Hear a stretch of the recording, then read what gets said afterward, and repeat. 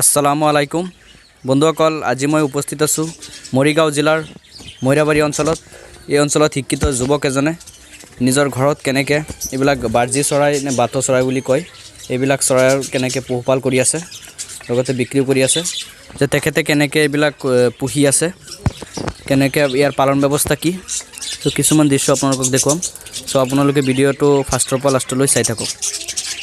এয়া বন্ধুসকল, আপোনালোকে চাই আছে, এইবিলাক আপোনাৰ বাৰ্জি চৰাই বুলি জনা যায়, বাটৌ চৰাই বুলি। এইবিলাক ডেকোৰেশ্যনৰ বাবে ব্যৱহাৰ কৰা হয়। এয়া চাওক কিমান ধুনীয়াকৈ তেখেতে ৰাখিছে। তাত আপোনাৰ কলহ বান্ধি দিছে। এই কলহৰ ভিতৰত এই চৰাইবিলাক থাকে। তাৰ ভিতৰত আপোনাৰ এই কণীও পাৰি আছে বোলে সিহঁতে। তাত পোৱালি জন্মে, কণী পাৰে, পোৱালি জন্মে। এয়া চাওক কলহৰ ভিতৰত কিমান ধুনীয়া লাগিছে পোৱালিবিলাক। ইয়াত আপোনাৰ 60ৰ পৰা 70টামান এনেকৈ চৰাই আছে, তেখেতে মোক জনাইছে। এয়া চাওক বন্ধুসকল, মই ভিতৰত সোমাই আপোনালোকক দেখুৱাম। এয়া বন্ধুসকল, মই ভিতৰত সোমাইছোঁ। চাওক কলহৰ ভিতৰত আপোনাৰ ইয়াত একো নাই। এইটো চাওক, এই কলহবিলাকত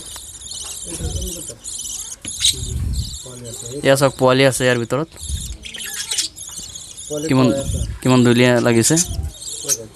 পোৱালিবিলাকক খুৱাই আছে চৰাইবিলাকে। এইটো চাওক, ভিতৰত দাদাই কিবা বস্তু থৈ দিছে উমনিৰ কাৰণে। এইটো চাওক, এইটো আৰু এটা কলহ। ইয়াত কণী আছে আপোনাৰ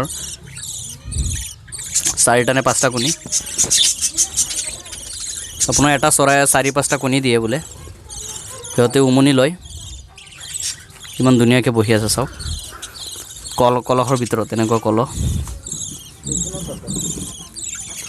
এইটো চাওক, এইটোৰ ভিতৰত একো নাই। ইয়াত চাওক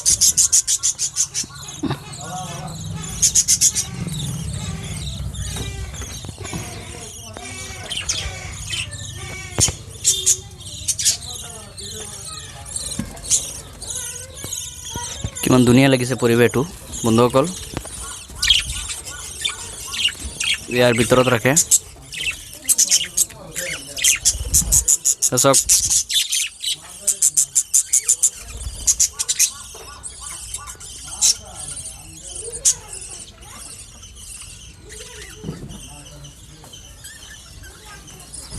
এইটোৰ ভিতৰত চাওক বহি আছে কিমান ধুনীয়াকৈ।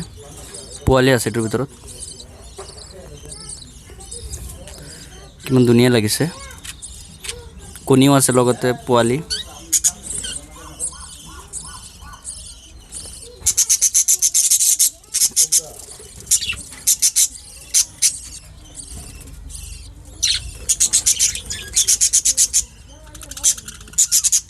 মতাবিলাকে হুলস্থুল কৰি আছে মোক খুটিবলৈ। এইটো চাওক, মতা মাইকী দুটা সোমাই আছে। ভিতৰত কণী আছে।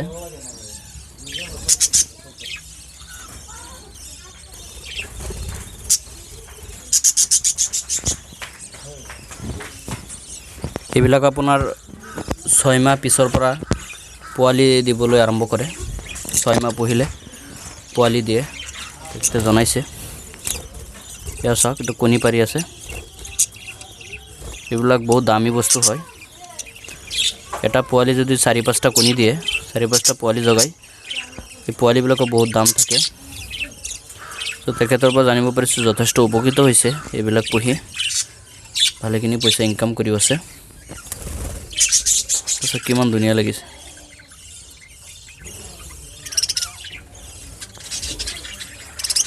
কণীবিলাক চাওক, পুৰা হুলস্থুল কৰি আছে।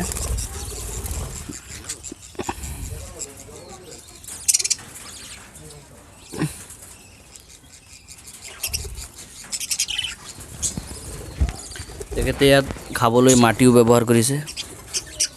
মাটিও খায়, পানী এনেকৈ দিছে। তলত আপোনাৰ বস্তা দি দিছে। আৰু এইবিলাক আপোনাৰ খাদ্য গছৰ গুটি বুলি কৈছে তেখেতে বজাৰত কিনিবলৈ পোৱা যায় এইবিলাক খাদ্য এই চৰাইবিলাকে খায় সো বন্ধুসকল আজি ভিডিঅ'টো এইখিনি জাষ্ট সৰু ভিডিঅ' এটা বনাইছোঁ আপোনালোকৰ কাৰণে নতুন বস্তু এটা দেখুৱাবলৈ সো ভিডিঅ'টো কেনেকুৱা লাগিল প্লিজ কমেণ্ট বক্সত জনাব আৰু আপোনালোকৰ বেকাৰ ভাই বন্ধুসকলৰ লগত অলপ শ্বেয়াৰ কৰি দিব যদি মোৰ ভিডিঅ'টো ভাল লাগিল প্লিজ লাইক কমেণ্ট কৰিব বন্ধুসকল মোৰ ভিডিঅ'টো ফাৰ্ষ্টৰ পৰা লাষ্টলৈ চোৱাৰ বাবে অসংখ্য ধন্যবাদ জনাইছোঁ